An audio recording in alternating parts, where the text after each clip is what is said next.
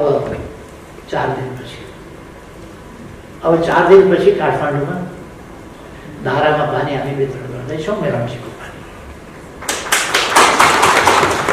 अन्तर्गत हामी मेलम्चीको पानी वितरण गर्न सुरु गर्छौँ र फेज वाइज बढाउँदै लान्छौँ त्यसको मात्रा, किनभने कुनै दुर्घटना नहोस्, कुनै पाइप ब्रस्ट नहोस्, त्यसलाई हेरिकन कहाँनिर कस्तो छ हेरिकन हामी त्यसलाई चाहिँ वितरण गर्छौँ। यस्ता अर्को सेकेन्ड फेज फेरि हामी ड्याङ्ग्री र के खोला त्यसबाट पनि पानी ल्याउँदैछौँ मेलम्चीमै जोडेर। अर्थात् दोस्रो फेज पनि हामी यस्तो यो 27 वर्ष लाग्दैन, अब तपाईँहरू ढुक्क हुनुहोस्, हामी चाहिँ आरामले बस्ने कुरा मात्रै गर्ने होइन, हामी काम थाल्छौँ सिकाइहाल्छौँ। हेर्दा हेर्दै तपाईँहरूले अब यो थानकोट 9 विषय सुरुङ मार्ग हेर्दा हेर्दै अब 2 वर्षभित्र तपाईँहरू गाडीमा वारपार 26 किलोमिटर थियो 4 किलोमिटर हुन्छ। एसिया अनलाइन टिभी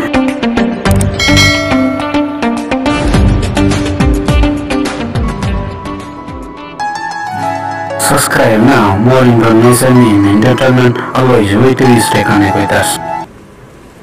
तपाईँलाई 1 घण्टा लाग्थ्यो 4 मिनटमा पुग्नुहुन्छ पानीपट्टि। यो ढङ्गको रफ्तारमा हामी काम गरिरहेका छौँ। यो छोटो समयमा हामीले यस्तो धेरै गर्यौँ। दक्षिण एसियामा एक मात्रै नेपाल यस्तो देश हो जसले सिँगै देशको जमिनको एक्सरे गरेको छ, माटो परीक्षण गरेको छ, एक्सरे माथिबाट स्काईबाट एक्सरे गरेर अब गुगलबाट हामी कुनै पनि ठाउँको जमिन सर गुगलबाट हेर्न सक्छौँ। त्यहाँको किसानले सोध्दाखेरि जतिसुकै गरेर उहाँको जमिनमा कति कुन मलको कमी छ, अम्लीयता कति छ, कति बिग्रिएको छ माटो, त्यसलाई कुन बाली लगाउने हो, कुन खेती गर्ने हो, त्यसका लागि के चिज कम गर्नुपर्ने छ, के चिज बढाउनु पर्ने छ, कम गर्न के राख्नुपर्छ र बढाउन के राख्नुपर्छ, ती सबै कुरा हामी बताउन सक्छौँ। सक्षमताका लागि अर्को हामी जनतामा राज्यको तर्फबाट पुर्याउनु पर्ने सेवा सहज सरल ढङ्गले सुविधाहरू सेवाहरू जनतामा डेलिभर हाम्रो काम थियो। त्यसकारण हामी जनतामा सेवा पुर्याउने काम गर्छौँ र जनतामा सेवा पुर्याउनका लागि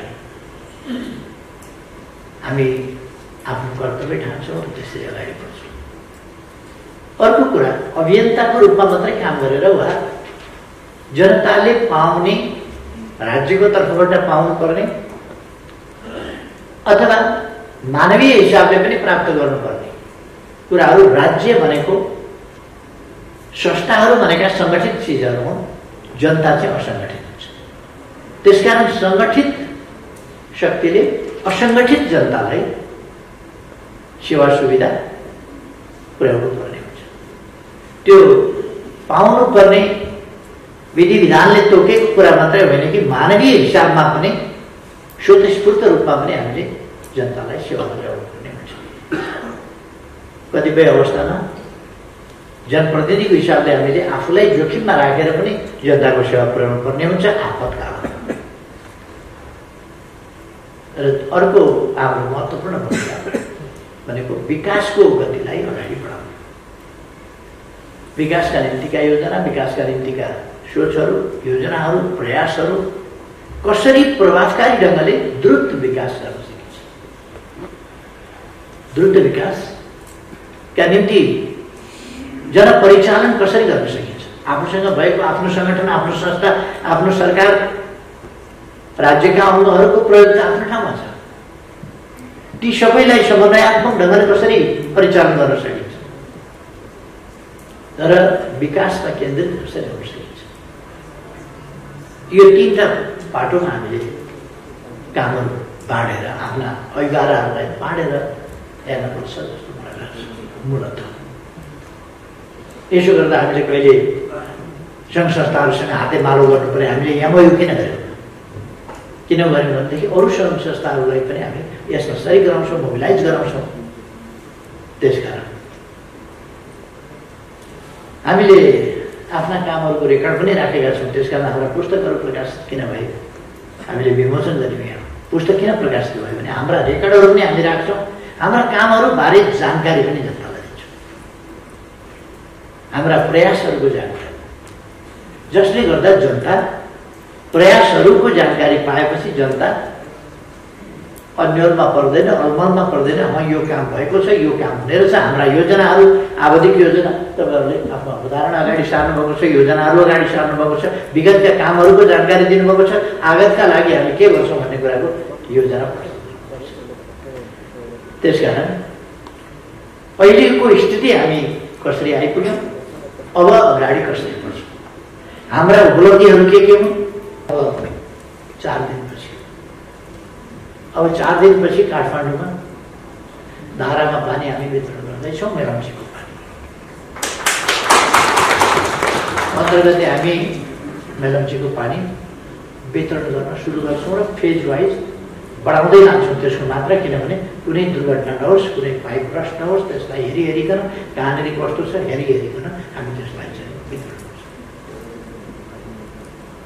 त्यस्ता अर्को सेकेन्ड फेज फेरि हामी ड्याङ्ग्री र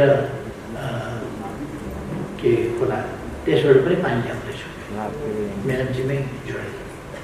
अर्थात् दोस्रो फेज भने हामी यस्तो यो 27 वर्ष लाग्दैन। अब तपाईँहरू ढुक्क हुनुहोस्, हामी चाहिँ आरामले बस्ने कुरा मात्रै गर्ने होइन, हामी काम थाल्छौँ, सिकाइहाल्छौँ। हेर्दा हेर्दै तपाईँहरूले अब यो थानकोट 9 विषय सुरुङ मार्ग हेर्दा हेर्दै अब 2 वर्षभित्र तपाईँहरू गाडीमा वारपार 26 किलोमिटर थियो, 4 किलोमिटर हुन्छ।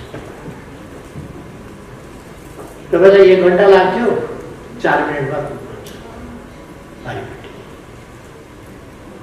यो ढङ्गको रफ्तारमा हामी काम गरिरहेका छौँ। यो छोटो समयमा हामीले यस्तो धेरै गर्यौँ। दक्षिण एसियामा एक मात्रै नेपाल यस्तो देश हो जसले सिँगै देशको जमिनको एक्सरे गरेको छ, माटो परीक्षण गरेको छ। एक्सरे माथिबाट स्काईबाट एक्सरे गरेर अब गुगलबाट हामी कुनै पनि ठाउँको जमिन सर गुगलबाट हेर्न सक्छौँ। त्यहाँको किसानले सोध्दाखेरि जतिसुकै गरेर उहाँको जमिनमा कति कुन मलको कमी छ, अम्लीयता कति छ, कति बिग्रिएको छ माटो, त्यसलाई कुन बाली लगाउने हो, कुन खेती गर्ने हो, त्यसका लागि के चिज कम गर्नुपर्ने छ, के चिज बढाउनु पर्ने छ, कम गर्न के राख्नुपर्छ र बढाउन के राख्नुपर्छ, ती सबै कुरा हामी बताउन सक्छौँ। उपमेयर त्यसकारण हेपेको भन्ने महिला दिदीबहिनीहरूलाई लागेको छ। हाम्रो न्यायिक अधिकार सम्पन्न गर्न त हामीले त्यो ठाउँ पनि पाएका छैनौँ, अधिकृत पाएका छैनौँ, सहयोगी पाएका छैनौँ, के छन् नि। हामीले भर्खर सुरु गरेका छौँ यो अभ्यास, भर्खर सुरु गरेका छौँ। यसको कार्यान्वयनको त भर्खर 3 वर्ष भयो अथवा 4 वर्ष हुँदा। यो नयाँ अभ्यास भएको हुनाले एकैचोटि बच्चा जन्मिँदाखेरि खेल्ने पनि, कुद्ने पनि, गाउने पनि, नाच्ने पनि, डान्सर पनि, सिङ्गर पनि भएर जन्मिन्छ, रुँदै जन्मिन्छ। अनि त्यसपछि सिङ्गर हुन्छ, डान्सर हुन्छ, आर्टिस्ट हुन्छ, साइन्टिस्ट हुन्छ, इन्जिनियर हुन्छ, डक्टर हुन्छ, अनि अनेक चिज हुन्छ। त्यो म्याचुरिटी आउनका लागि अलिकति समय त्यसको लिन्छ। हाम्रो प्रोसेस पनि त्यो मात्रै हो। म साथीहरूलाई कुनै भ्रम नराख्नु भन्ने चाहिँ आग्रह गर्न चाहन्छु। वडा अध्यक्षका आफ्ना गुनासो छ, अरूका आफ्ना गुनासो छ। मेयरले गाडी चलायो, उपमेयरलाई दिएन भन्ने पनि गुनासो छ। एउटा उप मात्रै न थप्या हो, नत्र भने त उस्तै हो भनेर यो हामी सिक्दै जान्छौँ, बुझ्दै जान्छौँ, अभ्यास गर्दै जान्छौँ। कसको काम के हो, कसको अधिकार के हो, कति पाउनु पर्ने रहेछ, कति नपाउनु पर्ने रहेछ आदि कुराहरू हामी यसलाई अभ्यासको क्रममा चाहिँ परिमार्जित गर्दै जान्छौँ। यो समस्या भनेको अभ्यासबाट परिमार्जित हुने क्रम मात्रै हो। त्यसकारण यो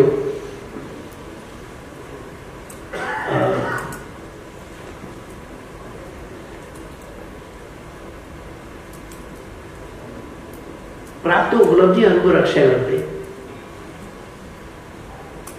बाँकी उपलब्धि यो समग्र राष्ट्रिय राजनीतिको, राष्ट्रिय पोलिटिक्सको अथवा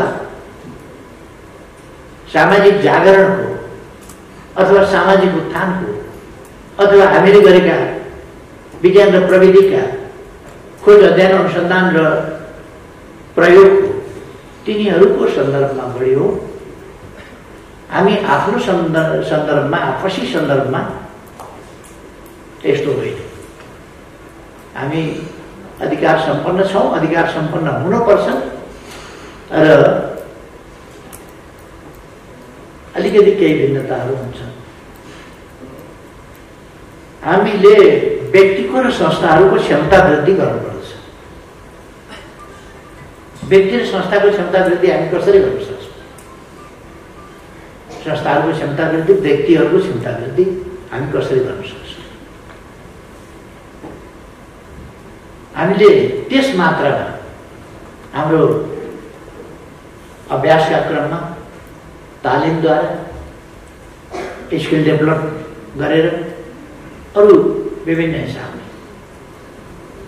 स्थानीय तहहरूले सबै चिज गर्छु र सरकार भनेको फेरि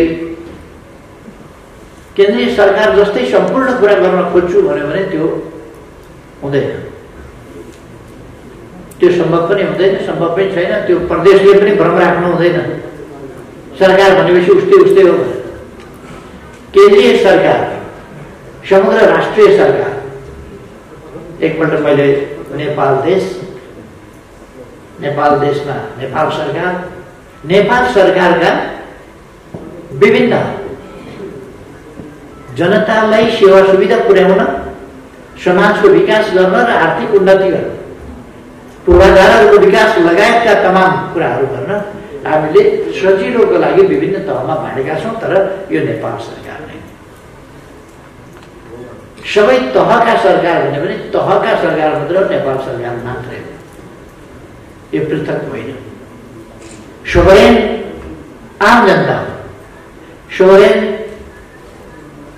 एउटा सोभरेन देशमा सरकार, त्यसै कारण हामी नेपाल सरकार भन्दा मन्त्री परिषद बोल्छौँ भनेर सर्वोच्चले परिभाषित गरेको कारण थियो। नेपाल सरकार भने मन्त्री परिषद बुझिन्छ। त्यो भनेको सर्वोच्च कार्यकारिणी हो। सर्वोच्च अदालत, त्यो तल जिल्ला अदालत उसको न्याय गर्ने आफ्नो ठाउँमा छ, आफ्नो अधिकार हुन्छ। तर त्यसलाई बदर गर्ने अधिकार चाहिँ माथिल्ला अदालतहरूको हुन्छ। त्यसलाई सदर गर्ने पनि अधिकार हुन्छ। यो हामी एउटा देशमा छौँ र हाम्रा सम्पूर्ण प्रयासहरू देशको विकासमा केन्द्रित छन्। सकारात्मक अग्रगामी परिवर्तनका लागि केन्द्रित छौँ। हाम्रा सम्पूर्ण प्रयासहरू त्यता केन्द्रित छन्, हामी त्यता केन्द्रित छौँ। हाम्रो उद्देश्य समृद्ध नेपाल, सुखी नेपाली। त्यसलाई कसरी प्राप्त गर्न सक्छौँ भन्दा सुशासनको बाटोबाट र विकासको बाटोबाट। संक्षिप्तमा भन्दाखेरि सुशासन र विकास। सुशासनभित्र भ्रष्टाचार नियन्त्रणदेखि शान्ति सुव्यवस्था कायम गर्ने कुरादेखि लिएर थुप्रै कुराहरू पर्दछन् भने विकासको सन्दर्भमा भन्ने हो भने सामाजिक विकास, आर्थिक विकास, सांस्कृतिक पक्षहरूका विकास आदि कुराहरू पर्छ। र ती विकासहरू मार्फत हामी राष्ट्रिय समृद्धि, समग्रतामा भन्ने हो भने राष्ट्रिय समृद्धि हासिल गर्छौँ। समृद्धि केलाई भन्ने मैले धेरै भन्ने गरेको छु। पर क्यापिटा इन्कम वा जिडिपीबाट समृद्धि नाप्यो भने समाजको एउटा तह पछाडि परेको छ कि छैन भन्न सकिँदैन। आज हामी कम्प्रिहेन्सिभ डेमोक्रेसीका कुरा गरिरहेका छौँ। हामी समग्र जनताको लोकतन्त्र, समग्र पक्षमा विकास भएको लोकतन्त्रको कुरा गरिरहेका छौँ। खालि नाप्दाखेरि राष्ट्रिय अर्थतन्त्र नाप्दा माथि पुगेको छ, तर देशमा समाजमा भिखमङ्गा छँदैछ, अलपत्र मान्छे छँदैछ, छोराछोरी नाति नातिनीहरू खाते भन्ने कलङ्कित जीवन बिताइरहेका छन् सडकमा। समाज त्यहाँ हुन सक्छ। बाँच्नका लागि, पेट पाल्नका लागि, भोक मार्नका लागि, अस्तित्वका लागि कोही हात थापेर टोकरी थापेर मान्छेको जात त्यो स्तरमा बसेर बाँच्ने प्रयास गरिरहेका छ भने जुनसुकै ठाउँमा अर्थतन्त्र पुगेका भए पनि त्यो समाज विकसित होइन। यथार्थमा त्यो समृद्ध समाज होइन, किनभने त्यहाँ मान्छे समृद्धिले त सुख दिन सक्नुपर्छ, सुख दिन सकेको छैन तमाम जनतालाई भने कोही पछाडि छुटेको छ भने त्यस्तो अवस्थामा हामी समृद्धि हासिल हो, हाम्रा उद्देश्य पुरा भए भन्न सक्दैन। समृद्ध नेपाल, सुखी नेपाल, समृद्धि सम्पूर्ण क्षेत्रमा हुनुपर्छ।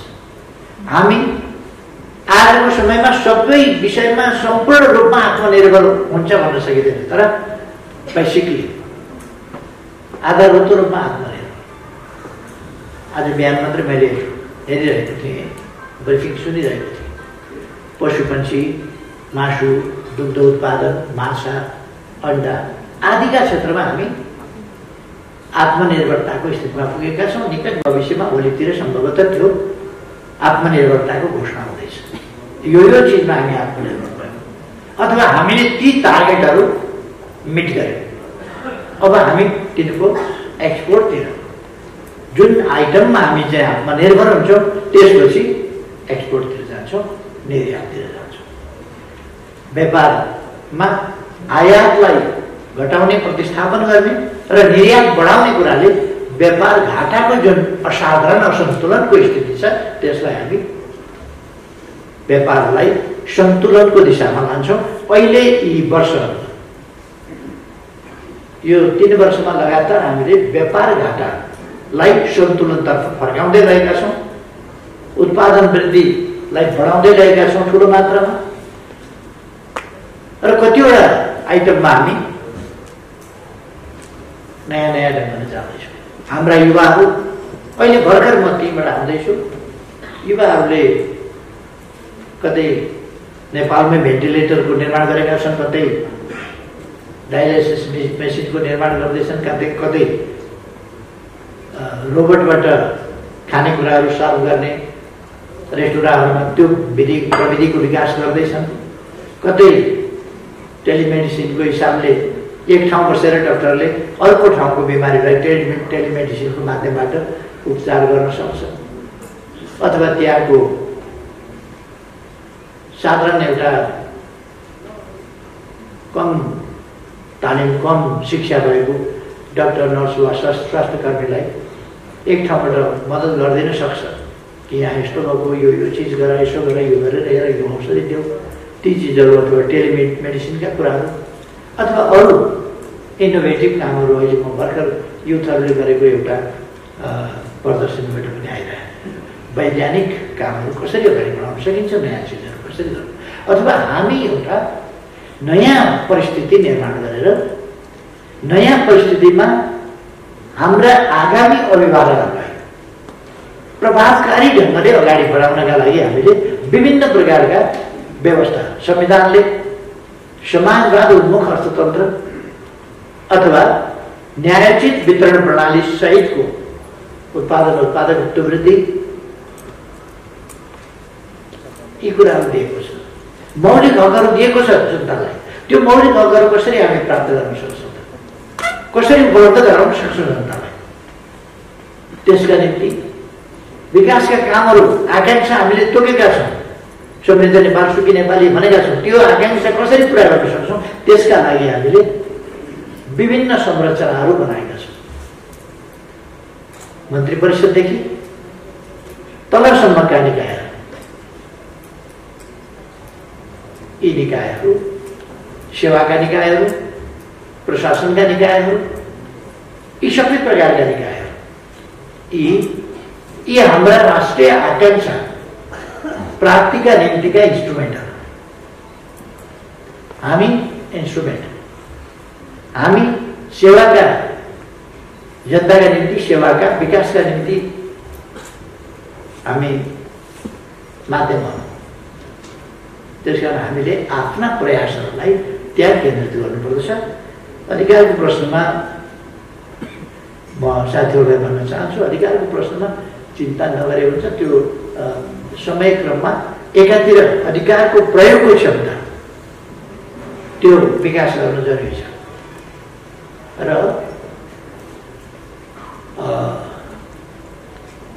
त्यसको प्रयोग हामीले सही ढङ्गले गर्न सकौँ, सफलतापूर्वक गर्न सकौँ, त्यतापट्टि बढी ध्यान दिन जरुरी छ। अर्को कुरा,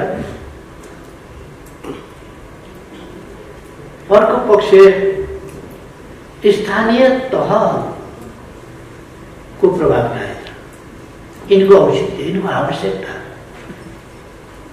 यसै देखिएको थियो। तर 1 वर्षको कोभिडको समयमा हामीले स्थानीय तहको औचित्य, आवश्यकता र त्यसको प्रभावकारिताको प्रत्यक्ष रूपमा अनुभव गर्न पायौँ। कति महत्त्वपूर्ण छन् स्थानीय तह, कति महत्त्वपूर्ण छन् स्थानीय निकायहरू, कति महत्त्वपूर्ण छन्। यो यस्ता बेलाहरूमा बढी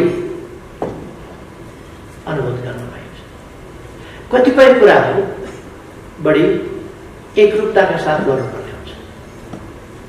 त्यस्ता कामहरू कहिले कहिले प्रदेशबाट, कहिले कहिले केन्द्रबाट, एउटा पालिका र अर्कोमा डुप्लिकेसन अथवा भिन्नता अथवा अनमेल खालको नहोस्, एक ढङ्गले जाओस्। यस्ता कुरा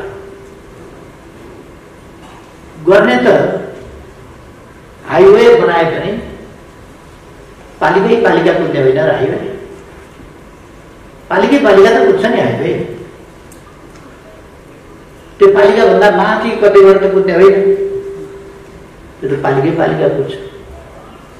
कुनै डेभलपमेन्ट प्रोजेक्ट, कुनै युनिभर्सिटी कुनै पालिकामा पर्ला, कुनैमा नपर्ला, तर त्यो कति क्षेत्रको, कति पपुलेसनको, कति आवश्यकताका निम्ति कुन चिज हो, समग्र राष्ट्रिय आवश्यकताको,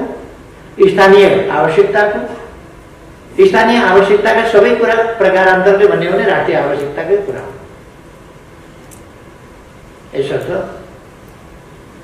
स्थानीय तहहरूको भूमिका अत्यन्तै महत्त्वपूर्ण र असाधारण छ, धेरै असाधारण छ। र तपाईँहरूले जुन स्थानीय तहबाट महानगर वा नगरपालिका होस् अथवा गाउँपालिकाको माध्यमबाट जस्ता कामहरू र जस्ता उपलब्धिहरू भएका छन्, म त्यसको मुक्त कण्ठले प्रशंसा गर्न चाहन्छु। असाधारण काम। यसबीचमा यी 3वटा वर्षहरूमा हामीले केन्द्रीय लेभलमा मात्रै होइन, राष्ट्रिय स्तरका मात्रै होइन, राष्ट्रिय स्तरका थुप्रो हामीले युगान्तकारी काम गरेका छौँ। नयाँ युगमा नेपाललाई एकपछि अर्को प्रवेश गराएको। मैले अस्ति एउटा प्रोग्राममा बोल्दाखेरि पनि भनेको थिएँ, हामीले डिजिटल नेपाल, आर्टिफिसियल इन्टेलिजेन्स अथवा डिजिटल नेपालका अरू विभिन्न पक्षहरू, banking sector, educational sector, health sector अथवा अरू सेक्टरहरू, त्यो मात्रै होइन कि एग्रिकल्चरल सेक्टरदेखि लिएर तमाम सेक्टरहरू, त्यसमा डिजिटल नेपालको प्रभाव। यो छोटो समयमा हामीले यस्तो धेरै गर्यौँ। दक्षिण एसियामा एक मात्रै नेपाल यस्तो देश हो जसले सिँगै देशको जमिनको एक्सरे गरेको छ, माटो परीक्षण गरेको छ, एक्सरे माथिबाट स्काईबाट एक्सरे गरेर अब गुगलबाट हामी कुनै पनि ठाउँको जमिन सर गुगलबाट हेर्न सक्छौँ। त्यहाँको किसानले सोध्दाखेरि जतिसुकै गरेर उहाँको जमिनमा कति कुन मलको कमी छ, अम्लीयता कति छ, कति बिग्रिएको छ माटो, त्यसलाई कुन बाली लगाउने हो, कुन खेती गर्ने हो, त्यसका लागि के चिज कम गर्नुपर्ने छ, के चिज बढाउनु पर्ने छ, कम गर्न के राख्नुपर्छ र बढाउन के राख्नुपर्छ, ती सबै कुरा हामी बताउन सक्छौँ। माटोमा कुन ठाउँको माटोमा फस्फरस कति छ, नाइट्रोजन कति छ, अरू तत्त्वहरू कति छन्, ती सबै हामी बताउन सक्छौँ। किनभने हामीले डिजिटल सोइल म्यापिङ गरिसकेका छौँ। त्यस म्यापिङले यस्तो एक्सरे गरेको छ जसमा हामी चाहिँ काम गर्न सक्छौँ। यस्ता थुप्रो नयाँ कामहरू जो देखिएका छन्, तर एकदमै धेरै असाधारण कामहरू। एक ठाउँबाट माटो ल्याएर त्यो माटो अलिक पर मिल्दैन, एउटै जग्गामा ओल्ला छेउपट्टि एक खालको, पल्ला छेउपट्टि एक खालको हुन्छ। अहिलेको एक्सरे म्यापिङबाट कति नजिकैमा माटो टेस्ट गर्नुपर्छ त्यो गाह्रो छैन, तत्काल गर्न सकिन्छ, खर्चालु छैन, माटो बोकेर कुद्नु पर्दैन, त्यसको ल्याब टेस्टका लागि लामो समय पर्खिनु पर्दैन, त्यो फेरि जानकारी गराउनका लागि धेरै अप्ठ्यारो असर छैन, तत्कालै कुनै पनि कुराको जानकारी गराउन सकिन्छ। यस्ता चिजहरू थुप्रो हामीले गरेका छौँ। भूमिको क्षेत्रमा, भूमि व्यवस्थाको क्षेत्रमा थुप्रै कामहरू गरेका छौँ र यी कामहरू केन्द्र सरकारले प्लानिङ अलिकति गरेका छ। त्यस्ता कामहरू यो त नेसनल राष्ट्रिय काम हो। त्यो कामको फाइदा त फेरि स्थानीय तहले नै लिने हो। कृषिको आधुनिकीकरणका लागि काम लाग्छ, व्यवसायिकीकरणका लागि काम लाग्छ। कुन व्यवसाय कहाँनिर, कृषिका पनि विभिन्न व्यवसाय छ, कहाँनिर गर्ने, ती चिजहरूका लागि काम लाग्छ। त्यसकारण हामीले आधुनिकीकरणतर्फका हाम्रा प्रयासहरूलाई पनि असाधारण ढङ्गले अगाडि बढाएका छौँ। यी प्रयासहरूलाई अगाडि हामी विज्ञान प्रविधिको क्षेत्रमा पनि असाधारण काम गरिरहेका छौँ। टेक्नोलोजी ट्रान्सफरको क्षेत्रमा पनि हामी खालि विदेशबाट टेक्नोलोजी ट्रान्सफर भनेको हामी मात्रै होइन, हामी टेक्नोलोजी डेभलप गर्छौँ, डेभलप गर्न नसकेको बाहिर जो टेक्नोलोजी छ त्यो पनि ल्याउँछौँ, डेभलप गर्छौँ र त्यो किसानमा साइन्टिस्ट रिसर्चर्सहरूबाट त्यसलाई किसानमा हामी चाहिँ ट्रान्सफर गर्छौँ, मजदुरमा ट्रान्सफर गर्छौँ, कारखानामा ट्रान्सफर गर्छौँ, व्यवसायमा ट्रान्सफर गर्छौँ र बाहिरबाट ल्याएकोलाई देशभित्र आवश्यक ठाउँहरूमा ट्रान्सफर गर्छौँ, टेक्नोलोजी ट्रान्सफर। र हामी अब आर्टिफिसियल इन्टेलिजेन्सको एरातिर जाँदैछौँ। हाम्रो ड्याम, हाम्रा खानेपानी आयोजना, हाम्रो त पहाडी देश छ, त्यसकारण अप्ठ्यारो छ कतिपय ठाउँमा खानेपानी पुर्याउनु। टाकुरामा बस्ती छ, त्यो बस्ती तत्काल हटाउन पनि सकिँदैन। तलदेखि पम्पिङ गरेर पानी पुर्याउने प्रविधि हामीले विकास गरेका छौँ। केही वर्ष मात्रै म पम्पिङ प्रविधि विकास गरेर पानी लगेको, नत्र भने टाढाका बस्तीले ढाड मासिने गरी 3 घन्टा तल जाऊ, 3 घन्टा लिएर आऊ, बेलुका मात्रै आइपुगिन्छ एक गाग्री पानी पुगेर। त्यस्तो स्थिति थियो र सबभन्दा महँगो, सबभन्दा गाह्रो, सबभन्दा कठिन चिज त्यहाँ पानी। त्यो ठाउँमा अब हामी धारामा पानी, बहुत ठुलो पपुलेसनमा पानी पुर्याउनेछ। यो ठुलो परिवर्तन हो हाम्रो देशको सन्दर्भमा। मैले नै थुप्रै ठाउँमा यस्ता कुराहरूको कहीँ शिलान्यास, कहीँ उद्घाटन गरेको छु। अब 4 दिनपछि काठमाडौँमा धारामा पानी हामी वितरण गर्दैछौँ, मेलम्चीको पानी अन्तर्गत हामी मेलम्चीको पानी वितरण गर्न सुरु गर्छौँ र फेज वाइज बढाउँदै लान्छौँ त्यसको मात्रा। किनभने कुनै दुर्घटना नहोस्, कुनै पाइप ब्रस्ट नहोस्, त्यसलाई हेरिकन कहाँनिर कस्तो छ हेरिकन हामी त्यसलाई चाहिँ वितरण गर्छौँ। यस्ता अर्को सेकेन्ड फेज फेरि हामी ड्याङ्ग्री र के खोला त्यसबाट पनि पानी ल्याउँदैछौँ, मेलम्चीमै जोडेर। अर्थात् दोस्रो फेज भने हामी यस्तो यो 27 वर्ष लाग्दैन, अब तपाईँहरू ढुक्क हुनुहोस्। हामी चाहिँ आरामले बस्ने कुरा मात्रै गर्ने होइन, हामी काम थाल्छौँ, सिकाइहाल्छौँ। हेर्दा हेर्दै तपाईँहरूले अब यो थानकोट 9 विषय सुरुङ मार्ग हेर्दा हेर्दै अब 2 वर्षभित्र तपाईँहरू गाडीमा घरपार 26 किलोमिटर थियो, 4 किलोमिटर हुन्छ। तपाईँलाई 1 घन्टा लाग्थ्यो, 4 मिनटमा पुग्नुहुन्छ। पारिपट्टि यो रङ्गको रफ्तारमा हामी काम गरिरहेका छौँ। हामी इरिगेसनका कामहरू, अरू क्षेत्रका कामहरू, एजुकेसनका फिल्डमा, हेल्थको फिल्डमा, कन्स्ट्रक्सनको फिल्डमा अस्ति हामीले 210वटा पालिकामा एकैचोटि बाटाहरूको शुभारम्भ गर्यौँ। 309वटा हस्पिटल एकै दिन शिलान्यास गर्यौँ। यति धेरै हस्पिटल, यति धेरै युनिभर्सिटी, यति धेरै, यद्यपि यहाँ रोक्ने मान्छेहरू छन्, रोक्ने मान्छेहरू, इन्जिनियरको हामीलाई आवश्यकता छ, इन्जिनियरिङका लागि स्वीकृति नै नदिने, यति धेरै प्राविधिकहरूको खाँचो छ तर सिटिभिटीबाट स्वीकृति नै नहुने, यो खालका कुराहरू अब अन्त्य भए।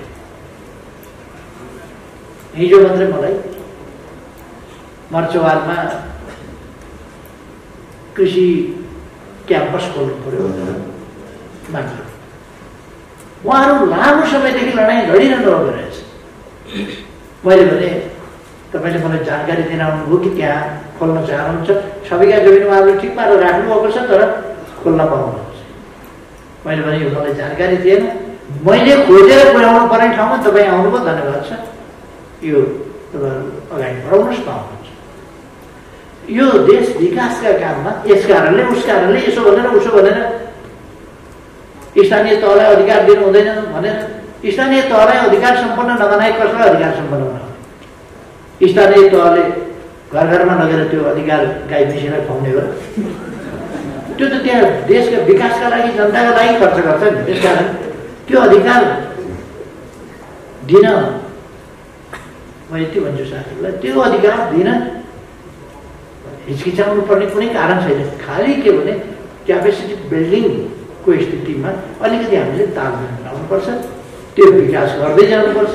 हामी त ट्रान्जिसनल फेजमै छौँ। अहिले ट्रान्जिसनल फेजमा यति धेरै कानुन बनाएका छौँ संविधान अनुकूल बनाउन। संविधान हामीले बनायौँ, संविधानमा यो छ भन्दा पनि मतलब यो व्यवस्था गरेका छौँ हामीले संविधान बनाउँछौँ।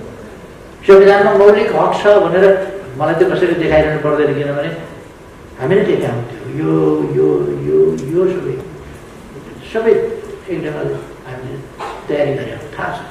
जनतालाई अधिकार सम्पन्न बनाउनुपर्छ, ग्रासरुटका जनतालाई। त्यसै कारण अहिले सरकार छ जस्तो लाग्दैन र तपाईँहरूलाई? सडक बालबालिका त खाते गरेर हिँडिरहेका थिए नि, अहिले तपाईँ सडकमा बालबालिका देख्नुहुन्छ? अभिभावक विहीन भएर खाते भनिँदै कत्रो अपमान सहेर बालबालिका, मान्छेका बच्चा कुकुरसँग खानेकुरामा लडेर, कुकुरसँग सँगै मिलेर न्यानोको लागि सुतेर काठमाडौँ जस्तो जाडो ठाउँमा तपाईँ हामीले सडकमै देखे होइन? अहिले कहाँ छ त्यो? 3 वर्षमा त त्यो कुरा त हटाइयो, किनभने यहाँ ती बालबालिकालाई हेर्ने सरकार छ।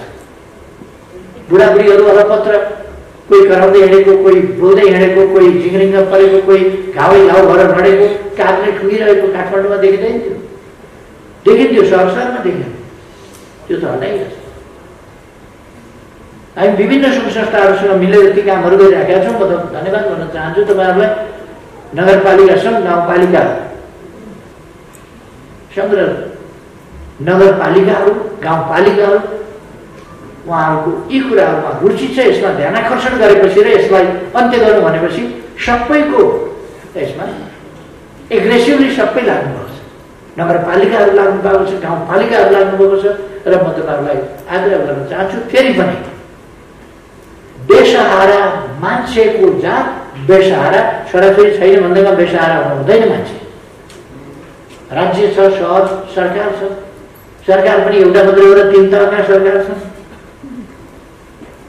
3 तहका सरकारमा पनि एउटा केन्द्रीय सरकार छ, 7वटा प्रदेश सरकार छ, 753वटा स्थानीय गर्दा 753वटा र 8वटा गर्दा कति भयो? 762वटा 61वटा सरकार छ। 761वटा सरकार छन् अनि जनता चाहिँ बेसहारा कसरी हुन्छ? सरकारको काम के त? हाम्रो काम के त? त्यति मान्छे सडकमा जो पनि तपाईँ हामी सडकमा जान्छौँ र जाँदैन। कोही बाध्यताले पुग्छ भने हामीले हेर्नुपर्छ। भिखमङ्गा सडकमा हामीले हुँदैछ। साँच्चै भिखमङ्गा हुनुपर्ने स्थिति हो भने उसलाई आइन बन्दोबस्त गर्छ। नकली भिखमङ्गा पैसा मागेर जाँड खाने त्यस्तो हो भनेदेखि त्यो निषेध हुन्छ। त्यो चाहिँ समाजलाई प्रदूषित गर्ने कुरा हुन्छ। त्यसकारण दुईटा काम गर्नुपर्छ। एउटा शिक्षा दीक्षा दिनुपर्छ, अर्को हिरासतमा राख्नुपर्छ। शिक्षा दीक्षा ठिक छ भने ठिक छ, छैन भनेदेखि त समाज बिगार्न दिनु हुँदैन, समाजलाई प्रदूषित गर्न दिनु। त्यसर्थ हामीले मानव अधिकारको एकदम जगदेखि उठाएका छौँ, सामाजिक प्रबन्धको जगदेखि उठाएका छौँ, जनताका हक अधिकारलाई जगदेखि उठाएका छौँ। आज म गर्वका साथ भन्छु, हाम्रा प्रयासले हामी सङ्घर्ष गरेर हामी लडेर 33% महिलाको प्रतिनिधित्व संसदमा पुर्याएका छौँ। 41% जनप्रतिनिधित्वको समग्र जनप्रतिनिधित्व जोड्ने हो भने 41% महिलाहरूको प्रतिनिधित्व छ। गर्व गर्नुपर्छ। हाम्रो देश अलिकति आर्थिक रूपमा पछाडि परेको भए पनि, विकासमा अलिक पछाडि परेको भए पनि, सामाजिक उत्थानको क्षेत्रमा हामी यति तीव्रताका साथ अगाडि बढेका छौँ कि विकसित देशहरू, अति विकसित देशहरू हामीभन्दा धेरै 41% प्रतिनिधित्वको कुरा म जब इन्टरनेसनल फोरमहरूमा बोल्छु अनि सबै आश्चर्य छ। हाम्रो पार्लियामेन्टमा 33%, 41% जनता प्रतिनिधिहरूमध्ये 41% महिलाको प्रतिनिधित्व। यो सानो प्रगति होइन र यस 41%लाई हामी हाम्रो दिदीबहिनीहरूले 51 भन्ने गर्नुभएको थियो। यसपल्टको जनगणनामा महिलाहरूको सङ्ख्या अलिक घट्यो फेरि के भएको 51 भने 49 हुन्छ। खै 50-50 को यो सामान्यतया 50-50 को कुरा हो। त्यसलाई 50-50 नै पुर्याउनु पर्छ र 50-50 गराउनुपर्छ। शारीरिक भिन्नता बेग्लै कुरा हो। अधिकार र अवसरको भिन्नतामा हुँदैन कुनै पनि नाममा, कुनै पनि भावना, कसैप्रति पनि। भूगोलको भिन्नता हुन सक्ला, पेसाको भिन्नता हुन सक्ला, व्यवसायको भिन्नता हुन सक्ला, कुनै पनि हिसाबले आधारभूत प्रश्नहरूमा कसैमाथि भेदभाव हुनु हुँदैन। पक्षपात, असमानता हुनु हुँदैन। असमानता भए पनि भेदभाव हुनु हुँदैन। असमानता त स्वाभाविक रूपमा हुन सक्छ। सम्पूर्ण रूपमा समानता समानता हुँदाखेरि त अलि हुँदैन। अब ठ्याक्कै म जत्रै मान्छे सबै जन्मिनु भन्दा त्यत्रै मात्रै पढाउनु भन्दा हुँदैन। कोही अलिकति हुन्छ हुन्छन्, कोही अलिकति लामो हुन्छन्, कोही अलिकति लामो हुन्छ, अलगै भइदिन्छ। त्यस कारण समानता भनेकोलाई हामीले ठिक ढङ्गले नै बुझ्नुपर्छ। अधिकार, अवसरको समानता, सुरक्षामा समानता, सम्मानमा समानता आदि कुरा। यसमा नगरपालिका सङ्घले यी प्रयासहरूमा खेलेको भूमिका, देश विकासका प्रयासहरूमा खेलेको भूमिका र अहिले देशले जुन तीव्र उन्नति गरेको छ त्यसमा खेलेको भूमिका, सामाजिक जागरणमा खेलेको भूमिका, जनतालाई सेवा पुर्याउने कुरामा खेलेको भूमिका र विकासका प्रयासहरूमा खेलेको भूमिका, यो तीनटै क्षेत्रमा खेलेको भूमिका असाधारण छ। म फेरि पनि अत्यन्तै उच्च मूल्याङ्कन गर्न चाहन्छु र धन्यवाद भन्न चाहन्छु यो नगरपालिकाहरूलाई लिड गर्ने र तपाईँहरूको बिचमा कम्पिटिसन हुनुपर्दछ। राम्रा काम कसले बढी गर्ने? पुरस्कृत हुने नगरपालिकाहरू तिलोत्तमा, सुरुङ्गाहरूको सुरुङ्गा भनेको त कन्काइने वाली, यी नगरपालिकाहरू यिनीहरूको फर्स्ट हुने यिनीहरूको मात्रै हक होइन, अरूले पनि पाउँछ। अगाडि बढौँ, अर्कापल्ट फर्स्ट सेकेन्ड थर्ड झन् अघि बढेर अरू नै हुने गरी उठौँ। फेरि कन्काई र वालिङलाई चाहिँ तिलोत्तमालाई पछाडि पर्नु, काम नगर्नु भने होइन। अगाडि अरूलाई जति अगाडि भए पनि आफू चाहिँ त्योभन्दा अगाडि नै पुग्ने गरी तपाईँहरू काम गर्नुहोस्। तपाईँहरूको फेरि त्यो गर्नुहोस्। अरूले उनीहरूले मात्रै सक्छन् काम गर्न, हामी सक्दैनौँ भनेर एकदम राम्रो काम गरेका नगरपालिकामा अगाडि सबभन्दा अगाडि भन्ने मूल्याङ्कन, त्यो मूल्याङ्कनमा पुग्ने गरी हामी सबैले काम गर्छौँ। काममा कम्पिटिसन, स्वस्थ कम्पिटिसन, अहिले राजनीतिक पार्टीहरूमा देखा परेको जस्तो कम्पिटिसन होइन नि, फेरि स्वस्थ खालको कम्पिटिसन, त्यो कम्पिटिसन गरौँ राम्रो कामको लागि, स्वस्थ ढङ्गले प्रतिस्पर्धा गरौँ। म तपाईँहरूलाई जो संस्थाहरूले एमयु गर्नुभएको छ ती संस्थाहरूलाई धन्यवाद गर्न चाहन्छु। जो संस्थाहरू आफ्ना कामका लागि सम्मान गर्नुभएको छ म ती संस्थाहरूलाई धेरै धेरै धन्यवाद गर्न चाहन्छु। र देशभित्रका धन्यवादका पात्र हुनुहुन्छ। अझ देश बाहिरबाट आएर पनि नेपाललाई जो सहयोग गरिरहनु भएको छ, सहयोगका हात बढाइरहनु भएको छ, हाम्रा विकासका, हाम्रा अग्रगमनका साझेदार भइरहनु भएको छ, उहाँहरूलाई विशेष धन्यवाद गर्न चाहन्छु। हाम्रो यहाँ चर्चा उपलब्धिहरूको बढी होस्, कुन कुन नगरपालिकाले कस्तो उपलब्धि बढी गरेको छ, के क्षेत्रमा एक्सचेन्ज अफ एक्सपिरियन्सेस चाहिँ केमा भन्दाखेरि एचिभमेन्ट, हाम्रा उपलब्धि सफलता के गरे हो, त्यो सफलताको हामी चाहिँ आदान प्रदान गरौँ र कसरी सफल भयो त्यसको अनुभव पनि दिउँ र आगामी दिनका लागि हामी सबैलाई मार्गदर्शन हुन सकोस्। तपाईँहरूको यस वार्षिक दिवसले, वार्षिक उत्सवले, यस जमघटले, वार्षिक उत्सवको सम्बन्धमा भएको जमघटले यस्ता निष्कर्षहरू पनि निकालोस्, तपाईँहरूको छलफलले यस्ता निष्कर्ष निकालोस्, सरकारको लागि एउटा पथ प्रदर्शक होस् कि स्थानीय तहहरूको परिचालनमा यसलाई अगाडि बढाउने कुरामा, यसको प्रभावकारिताको कुरामा के आवश्यकता छ, के गर्नुपर्छ। सङ्घीय सरकार तथा नेपाल सरकार यी विभिन्न क्षेत्रहरूमा स्थानीय तहहरूलाई प्रभावकारी बनाउन, स्थानीय निकायहरूको परिचालन पनि त्यसै गरी गर्ने र स्थानीय तह र स्थानीय निकाय मिलेर,